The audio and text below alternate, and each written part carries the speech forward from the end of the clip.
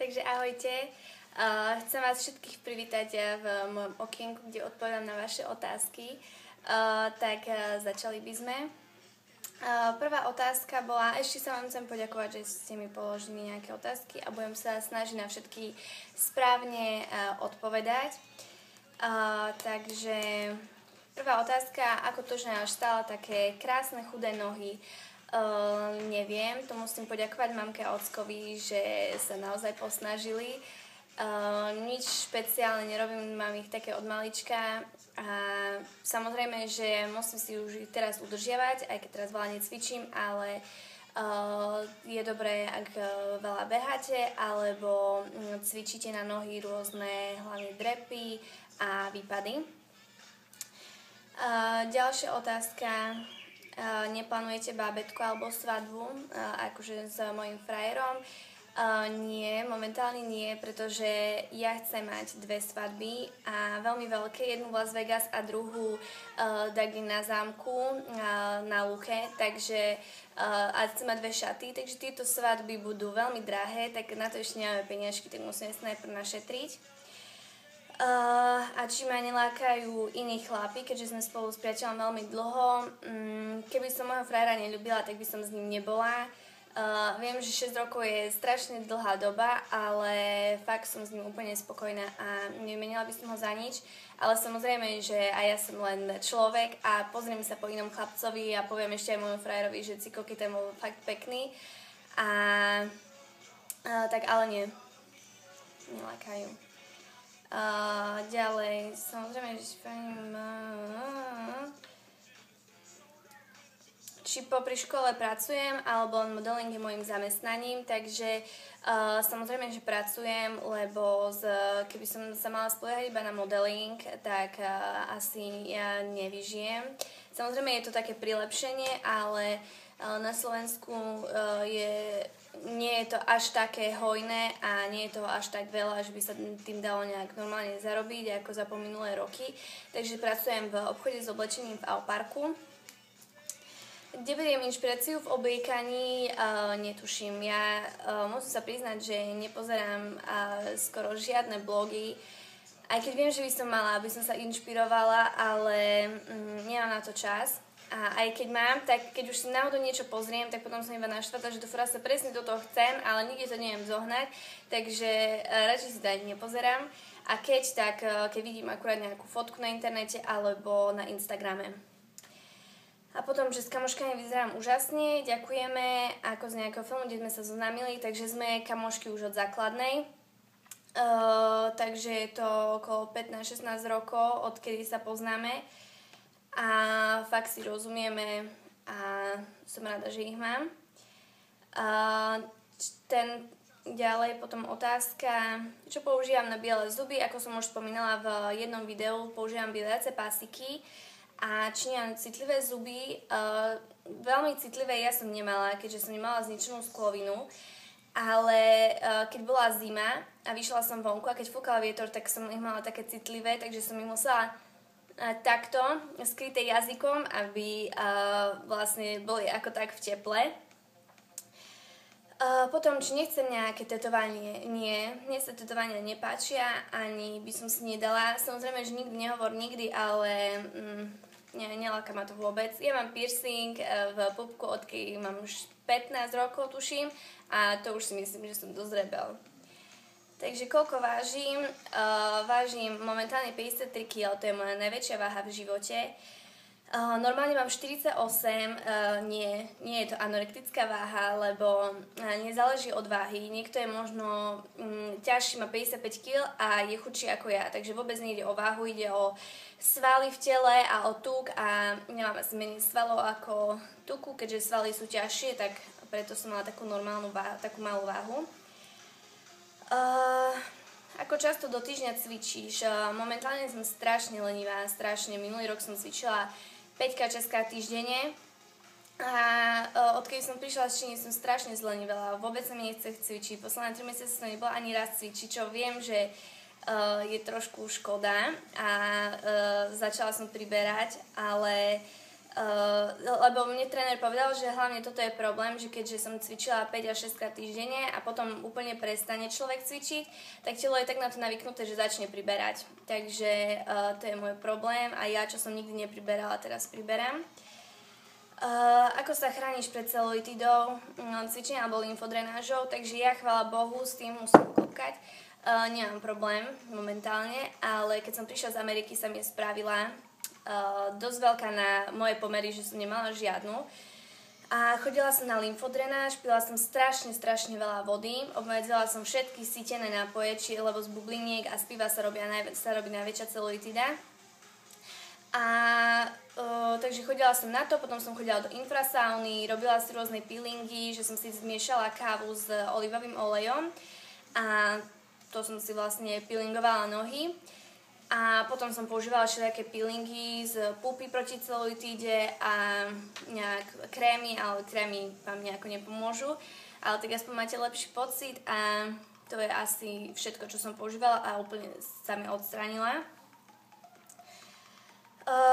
Takže koľko vážim už som povedala a meriam 174 cm. Predtým som mala dosť zničenú pleť, keď si prišla z Číny, ako si upravila, čo ti pomohlo. Takže už som v predošlom príspevku povedala, že používala som ten Zinerit, ten mi naozaj pomohol, fakt asi ako jediný zo všetkých vecí.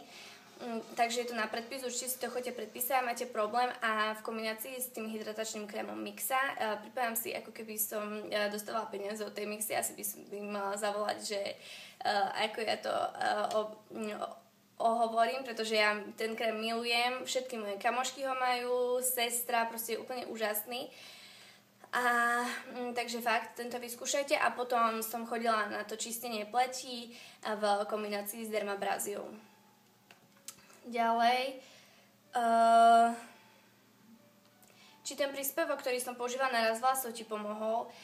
Nepomohol mi, takže to bolo úplne zbytočné vyhodenie 50 €. Momentálne mamka kúpila na Vianoce, vedela som ten názov, ale už neviem, nie je tam nejaké C, sú to tabletky, 3-mesačná kúra, potom vám ich napíšem a uvidíme, že či mi vôbec pomôžu, snáď. Ako som sa dostala k modelingu, tak najprv som bola na Miss Universe vo finále a potom sa to nejak pomaly rozbehlo. Povedala som si, že vždy som o tom snívala, tak to musím už niečo preto spraviť. Prvýkrát, keď som išla, tak sa mi, tuším, agentúra ozvala a cez nich som vycestovala do Istanbulu, ale potom som nebola spokojná a poslala som fotky do mojej agentúry, ktorej som teraz.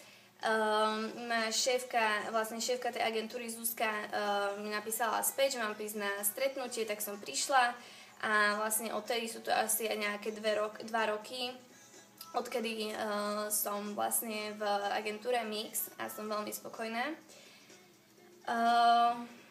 Ktoré krajiny by si chcela precestovať? Najviac by som chcela ísť ešte do Ameriky opäť, ale chcela by som sa tam pozrieť hlavne do LA a Las Vegas a do San Francisca.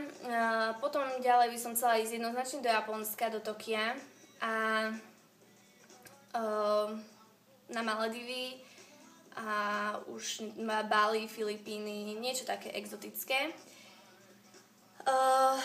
Ďalej, že akú školu navštevujem, takže chodím na Technickú univerzitu, odbor geoturizmus, to je geológia, cestovný ruch a takéto veci.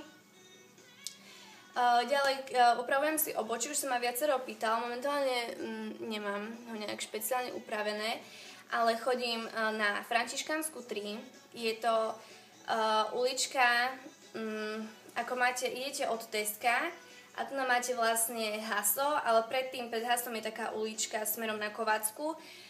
Tu je obchod Nory Mojsejovej, taká veľká brána, vojdete do nej a pôjdete hneď doľava. Neviem, či to dobre vysvetlím. A teraz pôjdete rovno, nezabočíte opäť doľava, pôjdete rovno na koniec a tam už sú nechty, prejdete cez dvere s nechtami a potom je tam tá kozmetička a spraví vám asi za 3 € ja si odfarbujem najprv na blond a potom mi dá svetlo hnedu, ale keďže minule som mala strašne hrubé obočie, tak keď mi ho nafarbila, som vyzerala ako Cara Delevingne, tak som sa smiala, že mám obočie na Caru. Čiže ani nemám žiaden vzor podľa toho, podľa vášho obočia mám vlastne na farby.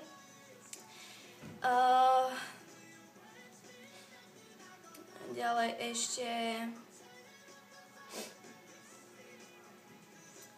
Neviem teraz, kde sú všetky ešte otázky, ešte som ich mala pootvárané, ale neviem to teraz momentálne nájsť. Takže myslím si, že to je asi všetko. Ešte si nám pýtali, že ako dievčatá by mali začať s modelingom. Ak myslíte, že máte predpoklady, máte výšku a chuť cestovať a nie ste ničím viazané, tak pošlite fotky do nejakej agentúry, nájdete si na Google nejaké dobré agentúry, môžete skúsiť aj napríklad tú, ktorú mám ja, to je Mix. Pošlite fotky a uvidíte, že či sa vám ozvú alebo nie. A ktoré krajiny som už precestovala ako všeobecne. Je ich dosť, neviem, v Amerike som bola v New Yorku, Miami, na Bahamách, potom som bola na Kube, tam som bola v Havane a Varadere, potom som bola 4-krát alebo 5-krát v Barcelone, v Španielsku, potom som bola v Taliansku v Miláne, potom som bola v Benátkach, potom v Grécku na Tasose, na Cypre, v Tunisku 2-krát, potom, kde som ešte bola, v Londýne, v Číne, tam som bola v Hongkongu a Šanto, neviem, proste ja to mám niekde aj napísané v Dánsku, lebo fakt si už nepamätám, kde všade som bola, ale je toho celkom dosť a dúfam, že kým zomriem, tak precestujem všetky krajiny, každý jeden kontinent, že si tak odškrtnem, že dobre, done. No a myslím si, že to už je asi všetko.